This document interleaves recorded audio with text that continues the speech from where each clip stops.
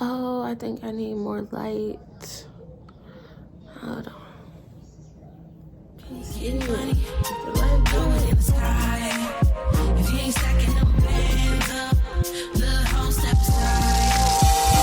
$1 billion highs, and we ain't never going broke. How are you? Welcome back. I hope you're having a great day. Today I am extremely grateful. It's a beautiful day and I'm like super excited. I wrapped up a new song today. I wanted to talk to you today about stepping outside of the box and finding your voice in songwriting and not being afraid to experiment and to explore with different genres of music, and to take yourself out of your comfort zone and create freely the way you feel, and not being afraid to put the lyrics out there that you want to put out there, and write the songs that make you feel good, the songs that heal you. And also, making songs that your listeners can feel too. So, today I started out listening to some different sounds in Logic and in FL Studio. So what I did was I was like listening to some music and I was like studying different nuances in some of the R&B and pop music that I like. And what I found is that like a lot of times we get into the zone and we we start writing the songs and we got a good vibe going, we got some good lyrics, we got the first verse in, and we'll start to record like the first verse. And for me, I get so excited and I want to like throw like a EQ on the vocal, maybe like a little bit of auto tune in the midst of writing. And a lot of times that can be so distracting. It kind of takes the concentration away from the actual putting together of the lyrics. So what I found is that if I create the song, like do the arranging of the beat, if I'm creating a beat, like if I'm making a beat, I'll like arrange it and everything. I usually start with the drums. I always get a good vibe when I start with the drums. So I usually start with the drums and then I'll like do maybe some chords, maybe a little bit of, maybe I might find a loop, whatever makes my writing process smooth and easy. Like I said, I'll start with the drums, a drum track. I'll hum a melody, come up with a melody in my head, and play around with, different sounds. It takes me about hours sometimes just going through sounds. I might start in the afternoon. If my schedule allows me to, I'll start in the afternoon playing with sounds. The inspiration though, like the motivation, it usually doesn't kick in until like 1 o'clock in the morning sometimes. And I'll work from 1 till about maybe 7 a.m., sometimes 9, depending on how long it takes me to get the lyrics down, get the vibe. So, but yeah, I'll start with the drums, play around with some sounds, get everything laid down, do a good smooth bass line. Definitely, you gotta put some bass in it because the bass is it's the bounce, it's the groove, like it's the soul. Even if you're doing a pop record, the bass is still like the bottom. You need some bottom in there. So I like to do a bass line, the drums, and then, a guitar, maybe some strings, whatever you feel, pretty much. But so after that, I'll start working on the lyrics. Um, Sometimes I'm writing it, sometimes it's coming to me and I'm freestyling it. Sometimes I do not write it. Sometimes I'm going line by line with creating the lyrics. And it's all depending on the vibe. It's depending on your mood for that day. So with writing the lyrics, I like to record them because you can forget the melody so quick. Sometimes you're like, dang, what I say? Whatever. So I'll like try to record it. And then after I record it, I just kind of go line by line until I build the whole song. And that usually takes me, it takes a couple of days. Sometimes it takes a couple of weeks, depending on if I'm really feeling it. If I'm feeling it and I'm in a good vibe, in a good space, and my desk is not cluttered, I'll go like all night until I finish it. And so I like working that way. I like being able to like put it all out there the same day and just kind of build with like maybe background vocals another day. Depending on, where I'm going with the song, if my mood or my energy shifts while I'm working on it. Sometimes I go from song to song and then come back to one and do it like that.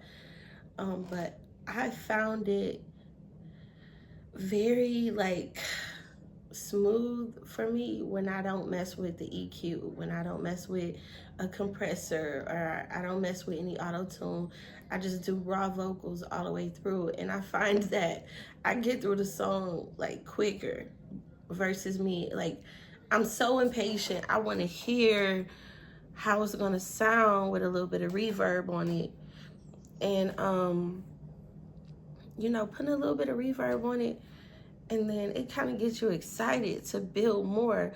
But what I'm finding is that it distracts me away from actually writing the song. So I'll like not put the reverb on it, not put an EQ on it, not put a compressor on it, and just get it done, right? And then after I finish like the full song and it's written and it's recorded and it's arranged, then I can go back, because 9 out of 10 times I gotta re-sing it. You know what I'm saying? I gotta redo it because the initial goal is to get the lyrics out, to get the vibe, to get the melody right where I want it, to put the chorus where I need it, to do the arrangements like the ad-libs if I'm gonna put some in there, the background vocals, and I like to get it all down. So I have a lot of like raw, unfinished songs because that's been my process for so long. But I think I'm gonna take a day to like go through everything that I've done in July and kind of fine tune everything, re-record everything, and mix it. And if I'm the singer that's supposed to be referencing it, then I'll reference it. But if God willing, if there's another singer out there that can reference the song, I'm willing to, work with them and figure out what their budget, what they require, to reference the song or whatever, and do it that way. But for the most part, I'll reference it. And, if I like it, if it's for me, I'll use it. But if it's not for me, then I have good discernment and I'll be able to like say, okay, this song is for such and such. I know this is for such and such. So that's the process. When I was working on my album Manifest, I basically started recording. I did not have like a goal for it. I started recording, and then as I was recording, like motivation about where I was at that time, like my focus was like on love, finances, and stability. So, and I was like, I gotta manifest the life that I desired to have. So I was like creating Manifest, and then I think I was like 2 songs in maybe, and I was like, I'm gonna call it Manifest, because that's what I'm doing right now. I'm manifesting. And it came to me like over the course of 2 years. Like I started working on Manifest in 2022, and then my life started to change like suddenly, like instantly, like as I was working on it, as I was like really putting into the world, like into the atmosphere, the what I desired out of life. And you know, it just came into fruition for me, like a lot of things. And I'm like, dang, I should have manifested for bigger and better, you know what I mean? So the second time around, I'm like, I'm not necessarily working on a project, a second album. I'm really in creative mode where I'm writing songs, and I'm still marketing and promoting the Manifest album, because it's doing really well, like really well on Spotify. And so I'm so grateful for that, because you know, I was like nervous, because with being a new artist, being unsigned, being independent, I was like, are people gonna feel it? But I looked up one day, and it was like a couple of TikTok videos people had made, a lot of shares, Instagram.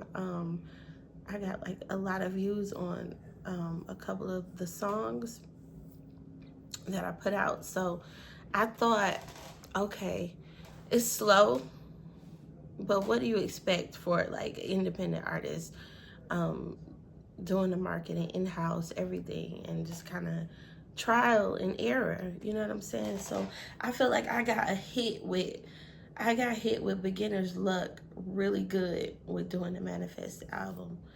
But my creative process is pretty much, it's been this way since I started writing. But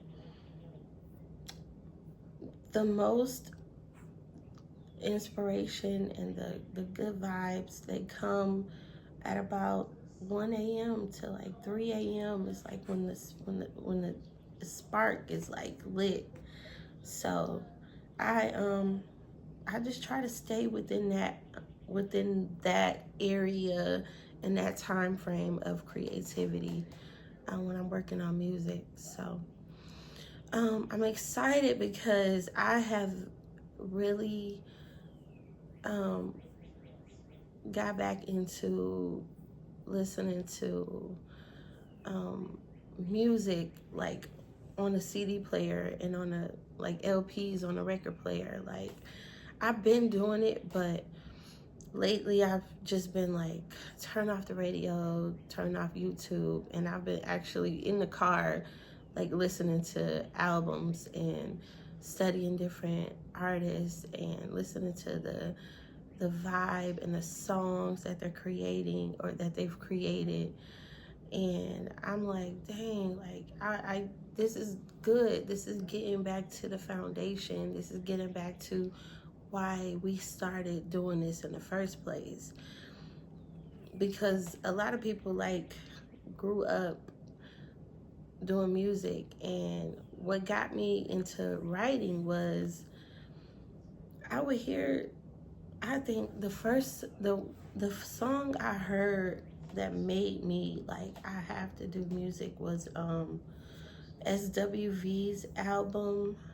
I think it was their first album, and the song called When This Feeling, or This Feeling, with the guitar sample.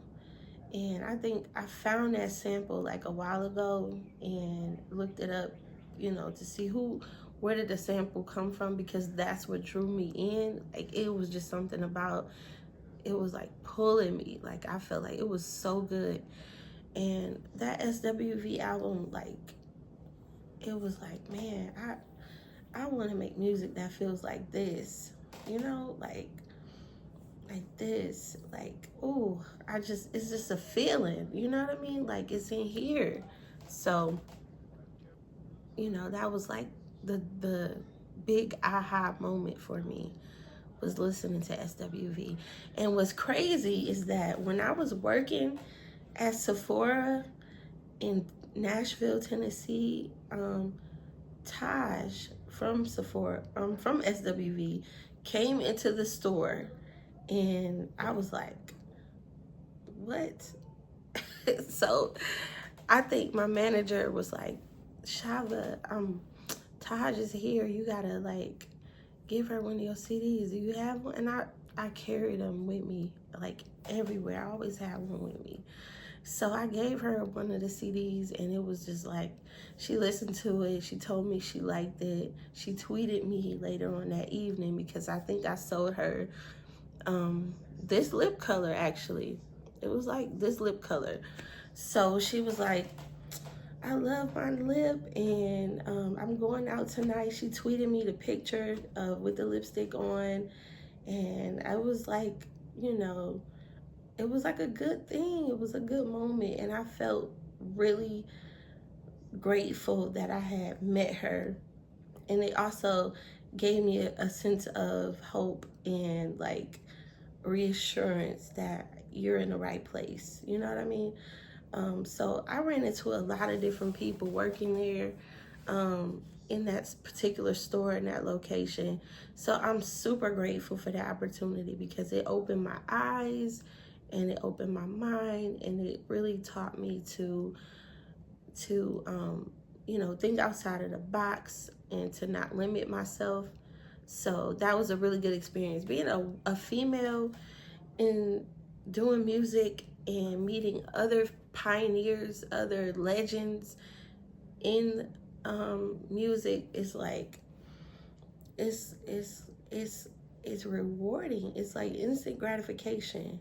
And your location and your address is like essential to your success, I believe, because I think someone told me once before, like, you can't be hunting bears in Detroit because there are no bears in Detroit. I think it was like a mountain lion in Detroit or something. But anyway, like, you get what I'm saying? Like, if you want to go fishing, you got to go to the lake. You can't go to the desert. So I think your location, your mentality, your foundation, all of that plays a role in your success and your growth. So that was one of the experiences that I had. And I just get so excited thinking about it because it was like what? You know, this girl from Flint, Michigan is, you know what I'm saying? Like, you gotta think, you gotta see yourself where you wish to be, you know, where your heart desires you to be at. You have to see yourself. And I also read that your social media should reflect the life that you're trying to live. You know what I'm saying? So I'm always intentional about what I'm posting and what I'm sharing. And we get in our feelings sometimes. And sometimes I'll go on a Facebook vent or a Facebook rant, and then I'll have to catch myself like the next day, like, chill out. You know, but that's just me. You know what I'm saying? I feel like as a person who studied marketing and PR, I know how to handle crisis. Like, crisis management is like my thing. I like to see somebody in a downfall because I have so many ways to turn it around and to like turn it into profit. So if I go on a Facebook rant, I could clean it up. And I think that's the advantage of being like a PR, you know, having a publicist background, and and being able to like combine it with music. So but yeah, I really got on here to talk about the songwriting process, and I'm so in love with my space, and I'm like so in love with practicing and playing keys, and it's really a dream come true. There are things and people in my life that I love, and you know, that I'm fighting for, and I'll never stop fighting for you ever. You know what I'm saying? So I just had to put that out there. I was like a small shout out, but yeah, I'm really settled into the fact that I am a songwriter. I've owned it. I believe that my songs are marketable. I believe that I have great potential, and I'm also open to learning. There's always room for growth. I do not know everything, but I'm definitely looking to be led, to be coached, to be trained, and which is why, I pay homage to the artists that I listen to, the artists that I study, the artists that paved the way.